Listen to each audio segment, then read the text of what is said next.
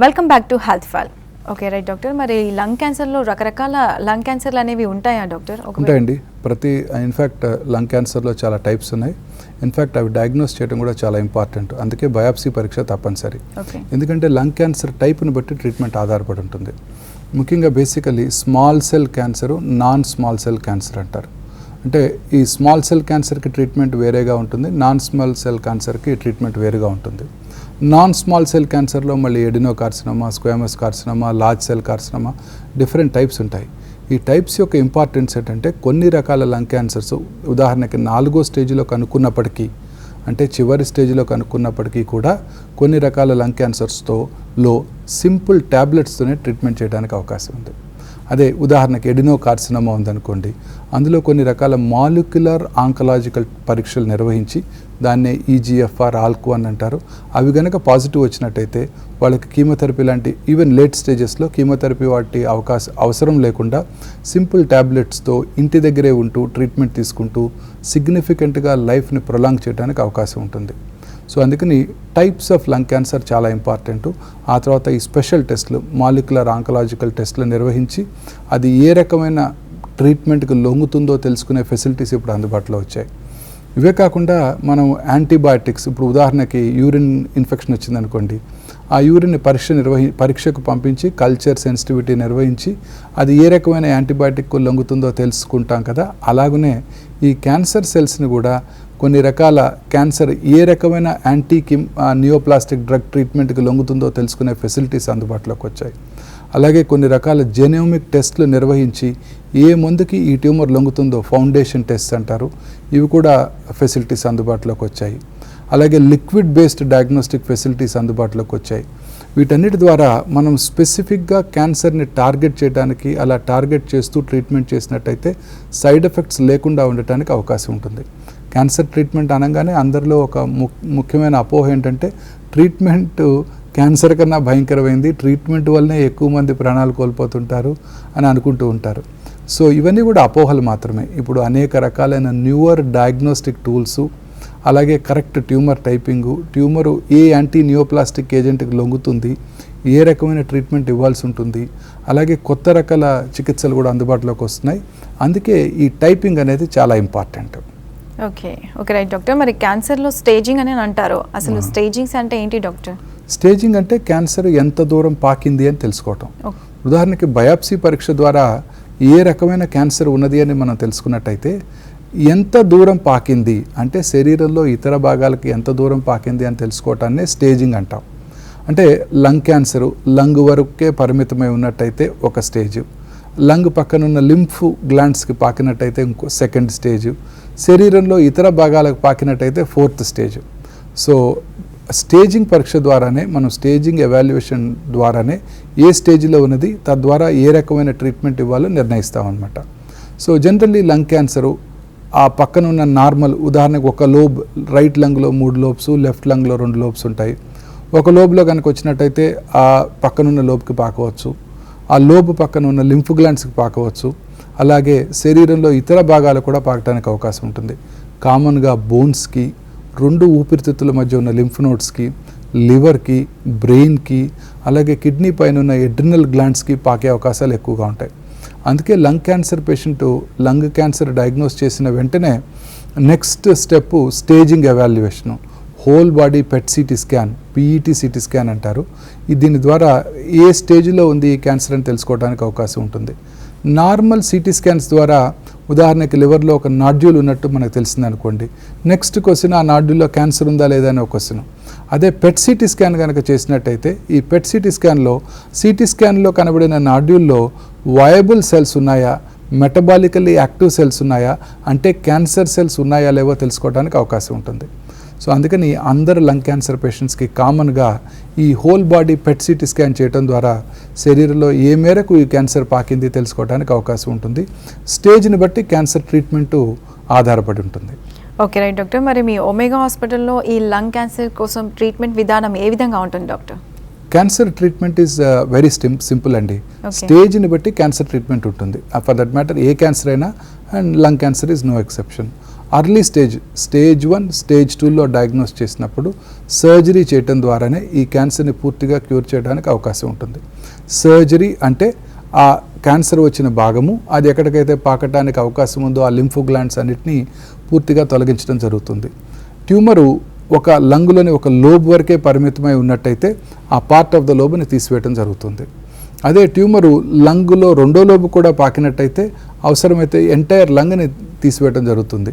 Entire లంగ్ని తీసివేసినప్పుడు opposite lung బాడీకి కావాల్సిన oxygenation అందించగలదా లేదా డిఫరెన్షియల్ లంగ్ ఫంక్షన్ ముందుగా చేసుకొని ఈ న్యూమనెక్టమీ ఆపరేషన్ చేయడం జరుగుతుందన్నమాట. సో ఈ మధ్య కాలంలో ఈ ఆపరేషన్స్ అన్నీ కూడా కీహోల్ పద్ధతిలో నిర్వహిస్తున్నాం. ఇంతకుముందు పెద్దగా కోత కోసి పక్కటెముకలు 1 or 2 పక్కటెముకల్ని తొలగించి ఆ క్యాన్సర్ని తొలగించడం జరిగేది. ఇప్పుడు ఇదే ఆపరేషన్ని 3-4 కీ హోల్స్ ద్వారా వాట్స్ అంటారు, video assisted thoracoscopic surgery, 3-4 key holes ద్వారా ఈ ఎంటైర్ ఆపరేషన్ని నిర్వహించడానికి అవకాశం ఏర్పడింది.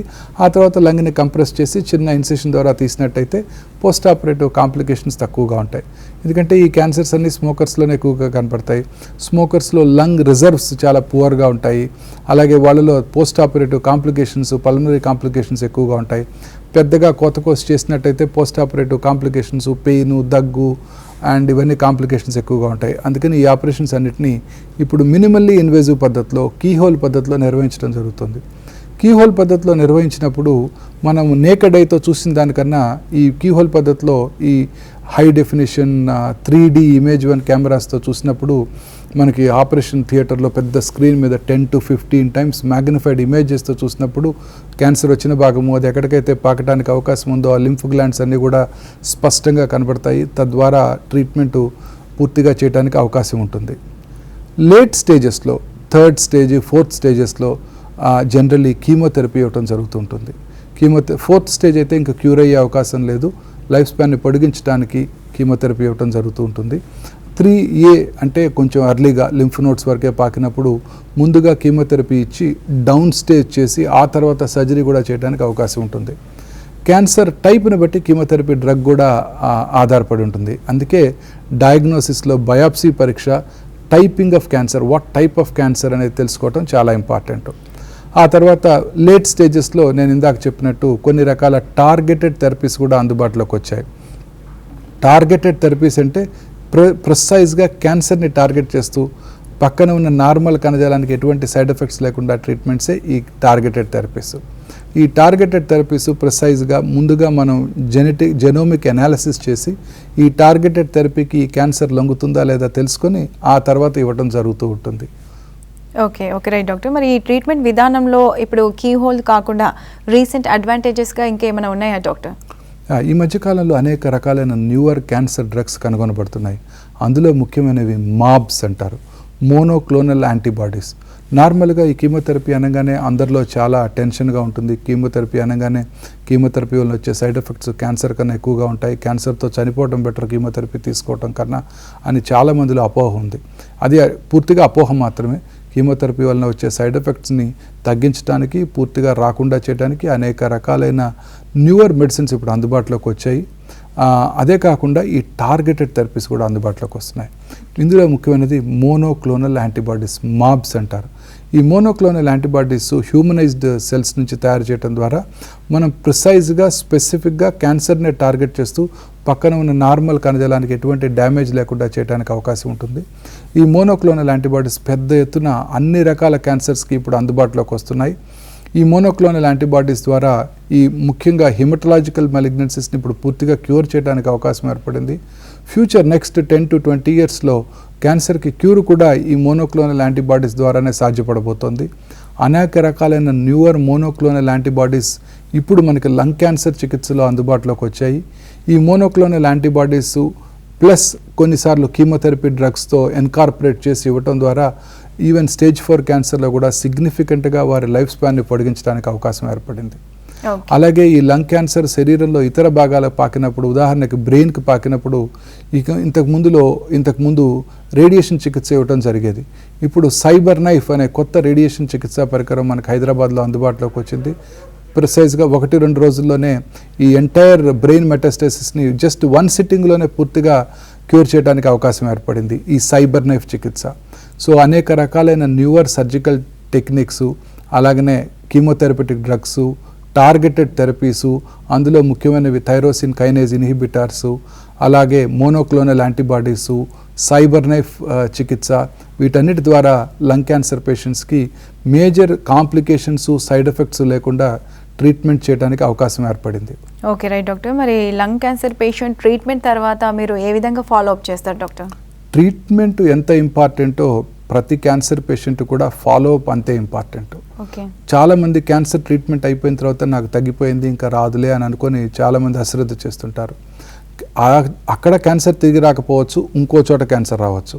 ఉదాహరణకి ఒక లంగులో క్యాన్సర్ వచ్చినట్టయితే అది మనం సర్జరీ చేసి పూర్తిగా క్యూర్ చేయగలిగాము, బట్ ఆపోజిట్ లంగులో వారికి క్యాన్సర్ వచ్చే అవకాశాలు ఎక్కువగా ఉంటాయి. అలాగే ఒక బ్రెస్ట్లో క్యాన్సర్ వచ్చిన వాళ్ళకి రెండో బ్రెస్ట్లో క్యాన్సర్ వచ్చే అవకాశాలు ఎక్కువగా ఉంటాయి, అలాగే హెడ్ అండ్ నెక్ ఏరియాలో కూడా. సో అందుకే క్యాన్సర్ పేషెంట్స్ అంతా కొత్త క్యాన్సర్ రావడానికి, అలాగనే పాత క్యాన్సర్ తిరిగి రావడానికి కూడా అవకాశాలు ఉంటాయి. నాకేమీ బాధ లేదు, నాకేమీ ప్రాబ్లమ్స్ లేవని అశ్రద్ధ చేయకుండా క్యాన్సర్ స్పెషలిస్టు ఫాలోఅప్ షెడ్యూల్ నిర్ణయిస్తారు. జనరల్ స్టేజ్ని బట్టి, తిరిగి వచ్చే అవకాశాలను బట్టి 3 నెలలకోసారి ఫస్ట్ ఇయర్, 6 నెలలకోసారి నెక్స్ట్ 4 ఇయర్స్ అలా ఫాలోఅప్ షెడ్యూల్ నిర్ణయిస్తారు. కరెక్ట్గా ఆ డేట్కి వెళ్ళి పరీక్షలు చేయించుకోవటం, వారికి ఏమీ సిమ్టమ్స్ లేకపోయినా వెళ్ళి పరీక్ష చేసుకోవటం. ఎందుకంటే సిమ్టమ్స్ వచ్చిన తర్వాత క్యాన్సర్ని తిరిగి రావడాన్ని డయాగ్నోస్ చేసినట్టయితే ఇంకా దాన్ని క్యూర్ చేసే అవకాశమే ఉండదు.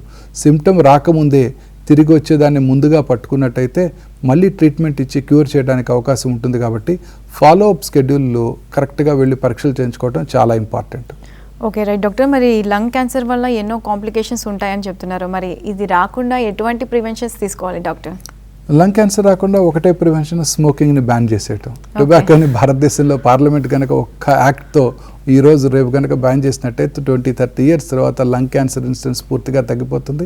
ఇన్ఫ్యాక్ట్ అన్ని రకాల క్యాన్సర్ ఇన్సిడెన్స్ కూడా తగ్గిపోతుంది. Okay right doctor. మరి లంగ్ క్యాన్సర్ అంటే ఏంటి, రావడానికి కారణాలు, అలాగే ట్రీట్మెంట్లో న్యూ అడ్వాంటేజ్ ట్రీట్మెంట్ గురించి చాలా డీటెయిల్గా ఎక్స్ప్లెయిన్ చేశారు. Thank you very much. So ఇది ఇవాల్టి health file. Keep watching TV5.